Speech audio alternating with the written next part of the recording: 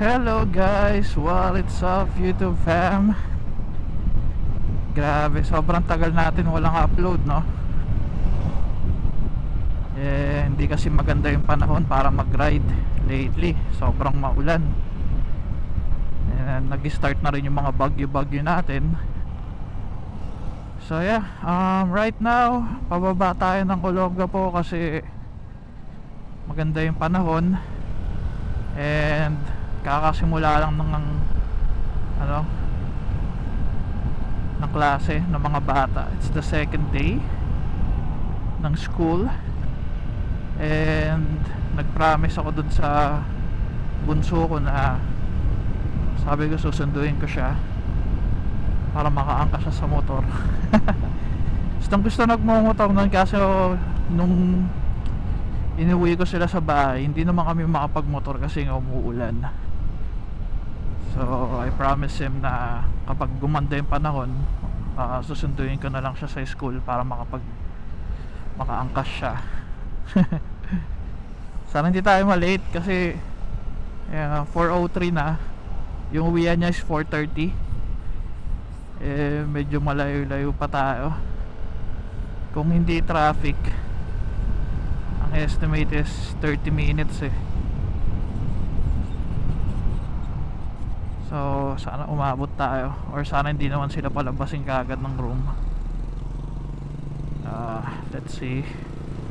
So ayun na nga yung sinasabi natin, since simula na yung pasukan, sana natin na yung mga ganitong rush hour, uwian ng mga bata, medyo traffic talaga. Tulad nyan, traffic everywhere. Kitong bata o nakakawaya niya yung bus. Pero delikado eh. Sana nagko-commute na lang yung mga ganito. Ayoko maging pakailamero, pero mas tipid naman siguro na safe yung pamilya mo kaysa inaangkas mo sa motor mo. Oh shit, 4 pa pala sila dun, Diyos ko.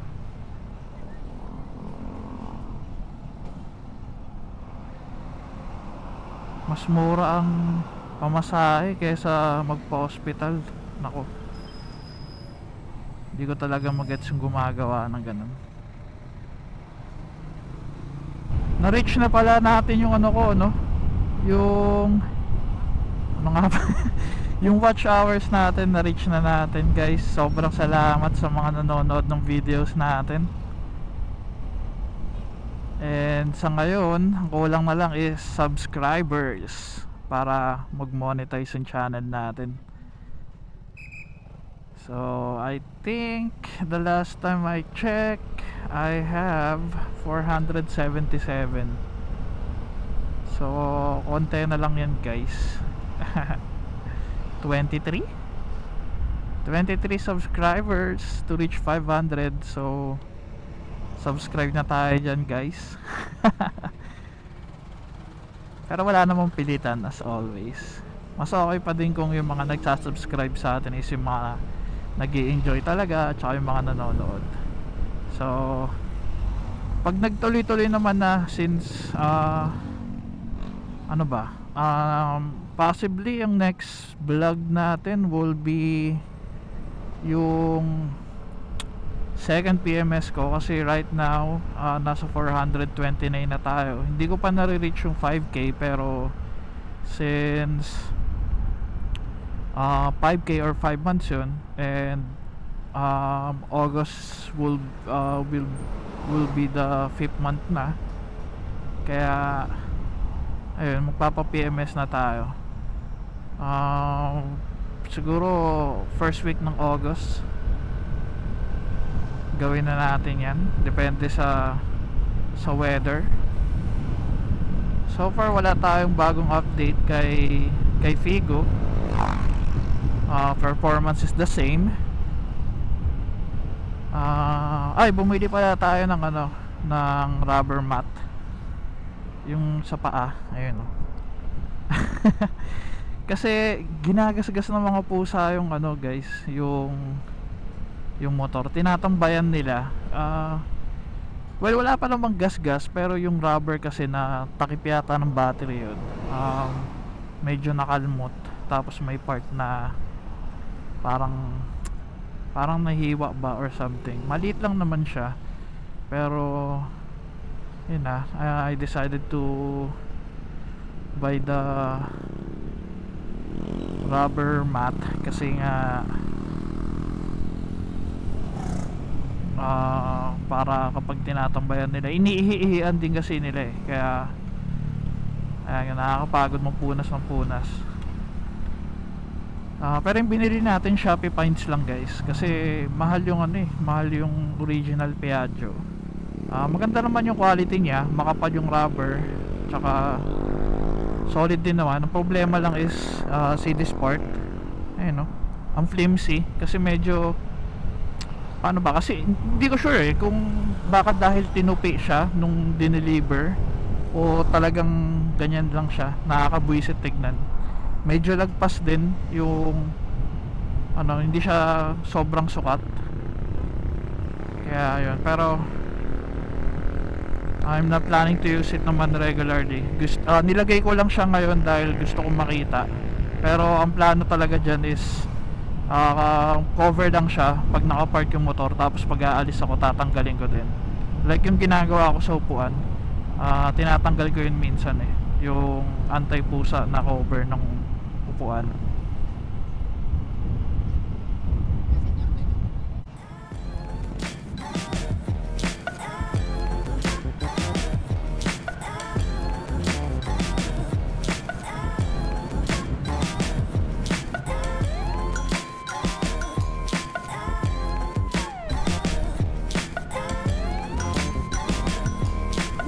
Ganda ng view.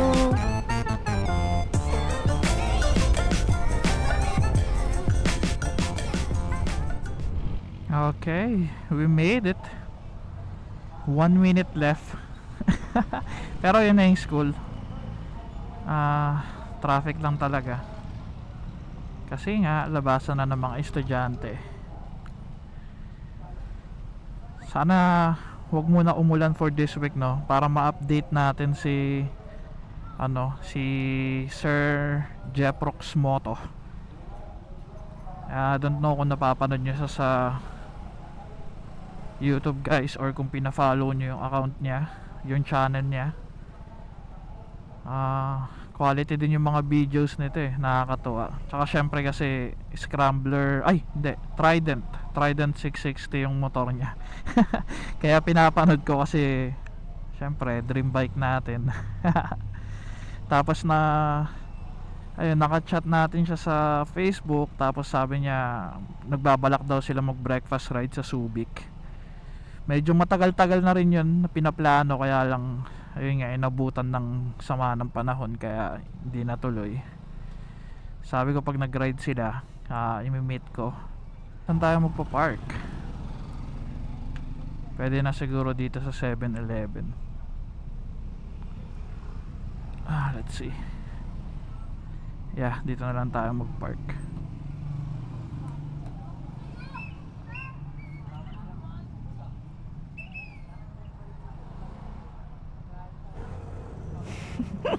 How was your school?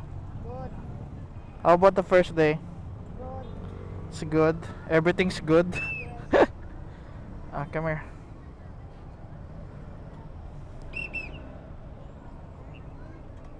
Okay, someone's gonna park. You transfer to the other side.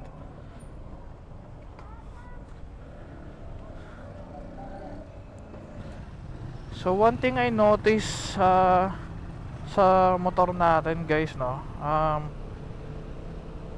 actually hindi lang pag may angkas eh, minsan talaga parang ang bigat. Actually hindi rin minsan. Mabigat talaga, mabigat yung manibela. Tapos mas lalong mabigat siya kapag may angkas tsaka pag traffic. So may napanood ako isang vlog, nakalimutan ko kung sinong vlogger yun. Naka Vespa Primavera siya. Tapos actually parang hiniram niya lang daw yung motor, tapos hiniram niya para mai-content, and then yung niride niya yung motor papunta sa PMS, papuntang Vespa para magpa PMS. Tapos nung ni-review na sa kanya ng mekaniko bago i-turn over, sinabi yung mga ginawa. Tas yung mekaniko may nabanggit na parang sabi niya may ginawa daw sila or may inayos daw sila sa manibela, kasi kung mapapansin daw medyo mabigat, ganyan. Okay, so nagmerienda lang tayo sandali doon, tas konting banding, then uwi na kasi mukhang uulan kasi kanina, tapos ngayon biglang may araw. Biglang sumisilip naman pala yung araw ng matino. Ano ba yan? So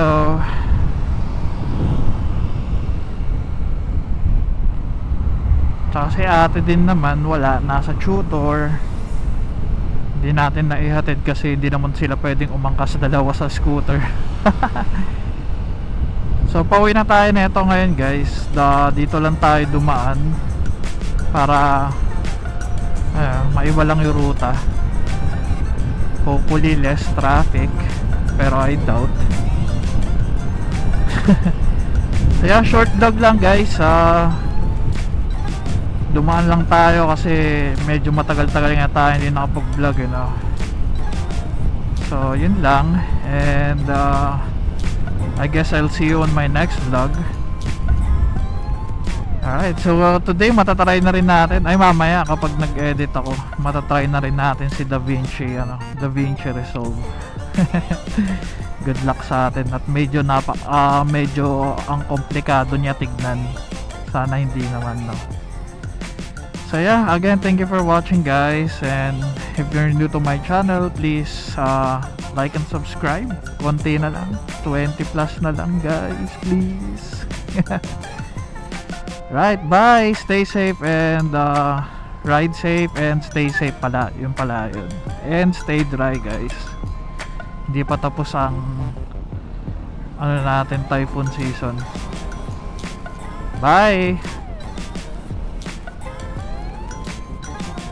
Traffic na naman dito. Tingnan mo ugali ng Pinoy. Tingnan mo kung matatawa ka na lang eh. Tama mo yung truck tsaka tong silver na Mirage. Alam nilang hindi sila makakapasok sa loob, or alam nilang hindi sila makakatawid, pero pinasok nila yung sasakyan nila. So ang ending, humarang. Ngayon traffic din yung mga galing doon. Ugaling Pinoy talaga, oo. Ganda ng R15M nyo. Next bike. Bye-bye. Cool.